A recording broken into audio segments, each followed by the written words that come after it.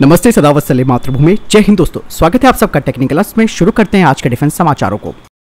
दोस्तों, अक्सर आपने देखा होगा कि भारतीय सेना के जवान जब बर्फीली पहाड़ियों में गश्त करते हैं तो कई बार उनका पैर फिसल जाता है या फिर कभी कभार एवलांचेस आ जाते हैं जिसमें वो फंस जाते हैं, जिसमें कि उनकी जान तक चली जाती है। लेकिन दोस्तों, अब ऐसा नहीं होने वाला। फिलहाल तो सेना ने विदेश से 20 अत्याधुनिक एवलांच रेस्क्यू सिस्टम खरीदे हैं जो बर्फ के नीचे दबे सैनिकों का जल्द से जल्द पता लगाने में सक्षम होंगे।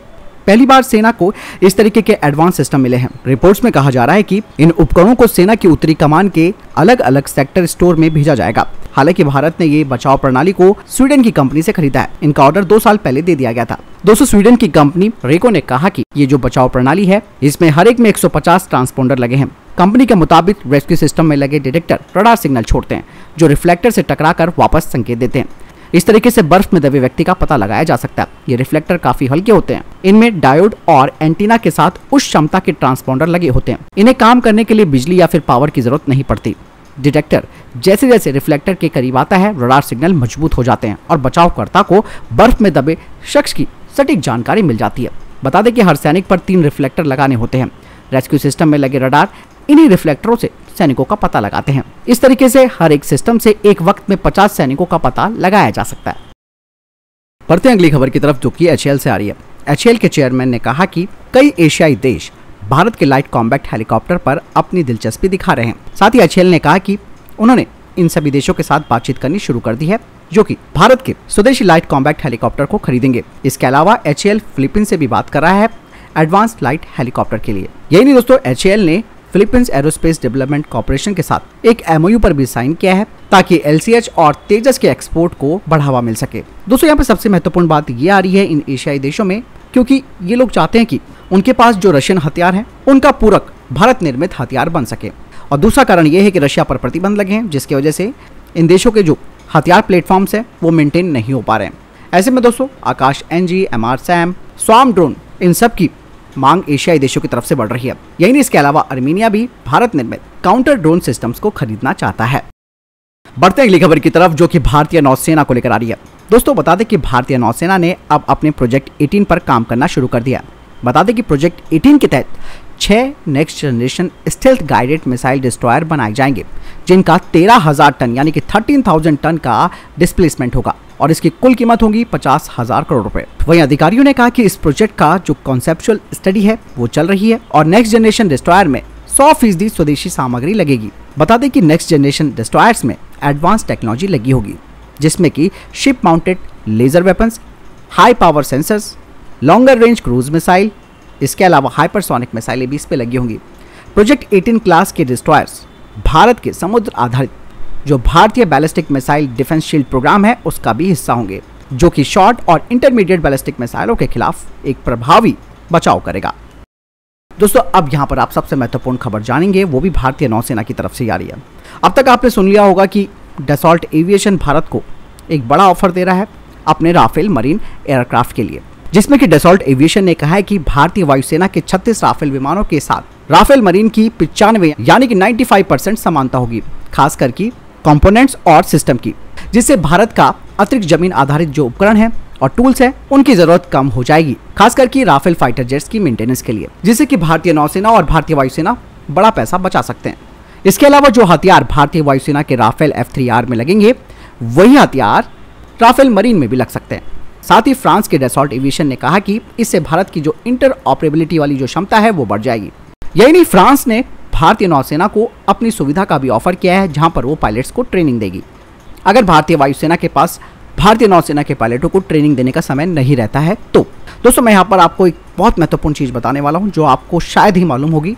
मानते हैं फ्रांस ने बहुत अच्छा ऑफर भारत को किया है और जब भारतीय वायुसेना और भारतीय नौसेना के पास एक जैसे विमान होंगे तो ऑब्वियस सी बात है युद्ध की क्षमता बेहतर होगी और एक बेहतर गठजोड़ देखने को मिलेगा। इसका एक छोटा सा एग्जांपल मैं आपको देना चाहूंगा। जब LAC पर चीन के साथ भारत का विवाद बढ़ गया था तब तत्कालीन CDS जनरल विपिन रावत जी ने भारतीय नौसेना के MiG-29K को LAC पर भेज दिया था, जिसका कारण था कि वो सुखोई 30 MKI के साथ मिलकर काम करेगा और किसी भी चुनौती का मुकाबला करेगा। दोस्तों, ऐसे में कोई समस्या नहीं है कि वायुसेना और नौसेना के पास एक ही जैसे प्लेटफॉर्म्स होंगे इस्तेमाल करने के लिए। लेकिन दोस्तों, एक बात और है, जो अमेरिकी विमान FA-18 में है, जिसकी खास बात यह है कि FA-18 super hornet electronic warfare क्षमता के साथ आता है। इसके अलावा इसमें राफेल मरीन की तुलना में काफ़ी ज़्यादा एडवांस ऑप्शंस भी हैं और ये भारतीय नौसेना की बहुत सारी ज़रूरतों को पूरा करता है, खास करके अगर समुद्री क्षेत्र में युद्ध होता है तो। जैसे कि अगर हम इंटरऑपरेबिलिटी का भी सवाल उठाते हैं तो इसमें कोई दो राय नहीं है कि FA-18 सुपर हॉर्नेट जो है वो भारतीय नौसेना में मौजूद P-8I और MS-60R के साथ भी बेहतर गठजोड़ कर सकता है ताकि किसी भी समुद्री मिशन में अंजाम दिया जा सके। चलिए, ये तो हमने बहुत तारीफें कर दी इन विदेशी देशों की, लेकिन एक बात जो मैंने कहा ना कि बहुत इंपॉर्टेंट बात ये है कि आप निकट भविष्य में अब देख लीजिएगा, जब तक भारतीय वायुसेना का TEDBF नहीं बन जाता तब तक हमें इन्हीं देशों के हिसाब से चलना पड़ेगा। दरअसल मैं बताना चाहूंगा कि चाहे आप राफेल फाइटर जेट को ले लो या फिर सुपर हॉर्नेट को ले लो, दोस्तों इनमें आपको कभी भी भविष्य में ना तो अस्त्रा मिसाइल लगने की अनुमति दी जाएगी, ना ही ब्रह्मोस NG लगाने की अनुमति दी जाएगी। और ये सख्त संदेश है भारत के लिए। क्यों? क्योंकि ये देश नहीं चाहते कि भारतीय मिसाइलें उनके इस प्लेटफॉर्म पे लगे। ऐसे में TEDBF कितना इंपॉर्टेंट हो जाता है, कितना महत्वपूर्ण हो जाता है, क्योंकि उसको हम अपने हिसाब से कस्टमाइज करेंगे, उसमें अपने हिसाब से हथियार पैकेज जोड़ेंगे, स्वदेशी हथियार जोड़ेंगे, जो कि ये दोनों ही देश नहीं दे रहे हैं। भले फ्रांस के साथ संबंध अच्छे हैं और अमेरिका के साथ भी। अब आप बताइए, आपको क्या लगता है? कमेंट सेक्शन में लिखकर जरूर बताएं। दोस्तों अगली खबर Su-30 MKI को लेकर आ रही है। दरअसल DRDO की combat aircraft system development and integration centre ने एक टेंडर जारी किया है, जिसके तहत Su-30 फाइटर जेट की डिटेल फिजिबिलिटी स्टडी की जाएगी इलेक्ट्रॉनिक वॉरफेयर सूट के इंटीग्रेशन के लिए, जिसे ऑर्डर की डेट के 6 महीनों के बाद पूरा करना होगा। बता दें कि भारत Su-30 के अपग्रेड की प्रक्रिया को शुरू कर चुका है, भले इसे छोटे स्तर पर ही शुरू किया गया है।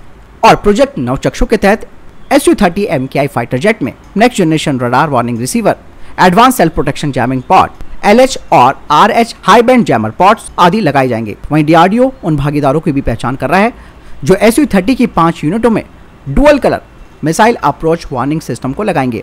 इससे सुखोई 30 MKI फाइटर जेट सभी तरीके की, खास करके जो नई एयर टू एयर और सरफेस टू एयर मिसाइल तक की पहुंच प्रदान करेगा। इसके अलावा Su-30 में dual band infrared search and track system भी लगेगा, जिसे कि भारत इलेक्ट्रॉनिक्स लिमिटेड ने तैयार किया है। दोस्तों अगली खबर चाइना से आ रही है। जो बात मैंने आपको पहले ही बता दी थी कि चाइना अपने रॉकेट आर्टिलरी का परीक्षण LAC पर करेगा, जो कि उसने कर दिया है। बता दें कि पीपल लिबरेशन आर्मी ने हाल ही में भारतीय सीमा के करीबन शिनजियांग क्षेत्र में 5300 मीटर से अधिक ऊंचाई पर अपने उन्नत मल्टीपल लॉन्च रॉकेट सिस्टम का परीक्षण किया, जो कि भारत के महत्वपूर्ण सैन्य ठिकानों को निशाना बना सकता है। चाइना ये कह रहा है कि वो भारत चीन सीमा पर PHL-16 तैनात करेगा। दरअसल दोस्तों जो शिनजियांग क्षेत्र है वो भारतीय सीमा के काफी करीब है। इसके अलावा चाइना ने अभी हाल ही में पैंगोंग झील के पास अपने अटैक हेलीकॉप्टर का भी परीक्षण किया, जिसमें कि चीन का जेट-10 अटैक हेलीकॉप्टर उनकी एक्सरसाइज में शामिल था। इसके अलावा मैंने बताया था कि उसने अपने मिलिट्री ट्रांसपोर्ट एयरक्राफ्ट का भी एलिफेंट वॉक किया। तो आप समझ लीजिए कि सिनेरियो बिल्कुल क्लियर है, चाइना पूरी तरीके से अपनी तैयारियों पर लगा हुआ है। ऐसे में दोस्तों भारत को भी अब अपनी एक्सरसाइज को बढ़ा देना चाहिए और अलग अलग देशों को बुला करके यहाँ पर एक्सरसाइज शुरू कर देनी चाहिए, खास करके LAC के उन जगहों पर जहाँ पर चाइना पीछे हटने का नाम नहीं ले रहा है। भारत जापान को भी ऑफर कर सकता है, इसके अलावा अमेरिका को भी ऑफर कर सकता है, और सबसे खास बात है कि इजराइल को भी ऑफर कर दे तो और भी अच्छा रहेगा। कम से कम चाइना को स्ट्रांग मैसेज जाएगा कि भारत के साथ और भी देश खड़े हैं जो उसकी सारी प्लानिंग पर पानी फेर सकते हैं। दोस्तों अगली खबर की बात करते हैं तो वो भारत और ब्रिटेन को लेकर आ रही है। भारत के NSA अजीत डोभाल जी ने अपने ब्रिटिश समकक्ष स्टीफन लावग्रोव के साथ मुलाकात की और क्षेत्रीय सुरक्षा स्थिति और साइबर सुरक्षा और इंडो पैसिफिक जैसे क्षेत्रों में दोनों पक्षों ने बातचीत की है कि कैसे इसे आगे बढ़ाया जाए।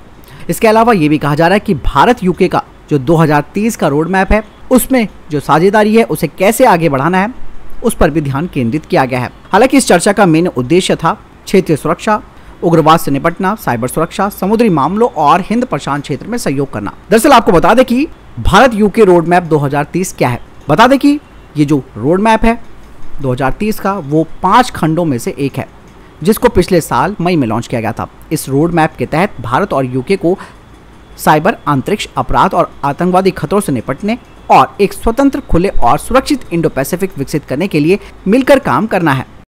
दोस्तों अगली खबर की बात करते हैं तो S-400 मिसाइल डिफेंस सिस्टम को लेकर आ रही है। दोस्तों अभी हाल ही में आपने देखा होगा कि अमेरिका ने अपनी संसद में एक बिल पास किया, जिसके तहत कार्सा के तहत भारत को प्रतिबंधों से छूट दी जाएगी। और अमेरिका का ये फैसला दोस्तों ऐसे वक्त पर आया है जब भारत की ओर से यूक्रेन को लेकर रूस के खिलाफ कोई टिप्पणी तक नहीं की गई है। ऐसे में अमेरिका की भारत को लेकर मेहरबानी की वजह क्या है, ये समझने की जरूरत हम सबको है। हालांकि दोस्तों संसद में पारित इस बिल पर अभी भी राष्ट्रपति जो बाइडेन के हस्ताक्षर किए जाने बाकी हैं, जो कि मात्र एक औपचारिकता रह गई है। यह बिल भारत को विशेष रूप से S-400 मिसाइल डिफेंस सिस्टम खरीदने के लिए प्रतिबंधों में राहत देता है। दरअसल भारत और अमेरिका के मामलों के जो एक्सपर्ट्स हैं वो ये कहते हैं कि ये अमेरिका की कूटनीति से ज्यादा रणनीतिक कदम है। दरअसल रूस को रोकने के लिए भले ही भारत ने अमेरिका का साथ नहीं दिया, लेकिन हिंद प्रशांत क्षेत्र में चीन के साथ शक्ति संतुलन में भारत का अहम रोल हो सकता है। ऐसे में अमेरिका भारत जैसे अहम साझेदार को खोकर इस इलाके में अकेला नहीं पड़ना चाहता, खासकर कि तब जब पाकिस्तान का झुकाव भी चीन की ओर बढ़ रहा है। ऐसे में अफगानिस्तान का मसला ही हो या फिर चीन के मुकाबले शक्ति संतुलन स्थापित करने की कोशिश हो, अमेरिका को भारत की सख्त जरूरत है। यही वजह है कि तुर्की जैसा रवैया उसने भारत के साथ नहीं दिखाया और नरम पड़ गया। दोस्तों अगली खबर पीओके से आ रही है। दरअसल पाकिस्तान के कब्जे वाले कश्मीर के पुंछ इलाके में सुरक्षा बलों के द्वारा अंधाधुंध फायरिंग में कई प्रदर्शनकारी घायल हो गए। कहा यह जा रहा है कि अब तक कम से कम 65 स्थानीय लोग गिरफ्तार किए जा चुके हैं और 30 के खिलाफ आतंकी कानूनों के तहत मामला दर्ज कर दिया गया है। बता दें कि हाई इन्फ्लेशन यानी कि उच्च मुद्रास्फीति और पाकिस्तानी अधिकारियों के द्वारा बुनियादी मानव अधिकारों से इनकार करने पर पीओके में बड़े पैमाने पर विरोध प्रदर्शन हो रहे हैं। पुंछ के पागली इलाके में स्थानीय लोग जब विरोध कर रहे थे तभी पाकिस्तानी सुरक्षा बलों और स्थानीय पुलिस ने उन्हें तितर बितर करने के लिए फायरिंग शुरू कर दी। इस प्रदर्शन में कई लोग गंभीर रूप से घायल हो गए और कुछ लोगों की मौत भी हो गई, लेकिन कितने लोग मरे हैं इसका खुलासा नहीं किया गया है। वहां के लोगों का भी कहना है कि ये राज्य आतंकवाद का एक कार्य है, क्योंकि पुलिस ने सीधे तौर पर उन पर गोलियां चलाई है। दरअसल दोस्तों पाकिस्तान ने पीओके में लोगों को बुनियादी अधिकारों से हमेशा वंचित रखा और उन्हें किसी भी तरीके की सुविधाएं नहीं दी गई, चाहे वो स्वास्थ्य की थी, शिक्षा की थी, जिस वजह से उन लोगों को कई चुनौतियों का सामना करना पड़ रहा है। और पाकिस्तानी सेना की दमनकारी नीति आप देख सकते हैं कि प्रदर्शनकारियों को भी नहीं छोड़ रही है। तो दोस्तों ये थे अभी तक के टॉप डिफेंस और स्पेस अपडेट। वीडियो के सामने कोई प्रश्न जवाब आपको कोई सवाल है कमेंट सेक्शन में लिखकर जरूर पूछ सकते हैं। मिलता हूं नई वीडियो के साथ, चैनल जरूर सब्सक्राइब कीजिएगा। जय हिंद, वंदे मातरम।